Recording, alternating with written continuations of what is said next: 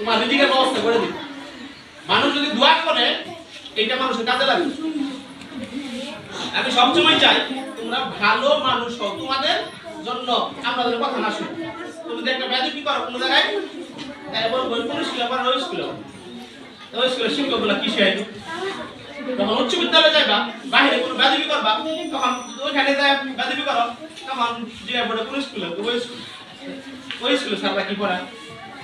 স্যারেরা যেন তোমাদের জন্য কথা শুনতে না হয়। সবসময় মনে রাখবা, তোমার প্রতিবেশী, তোমার বাবা মা, তোমার সহপাঠী সবাই তোমার বন্ধু।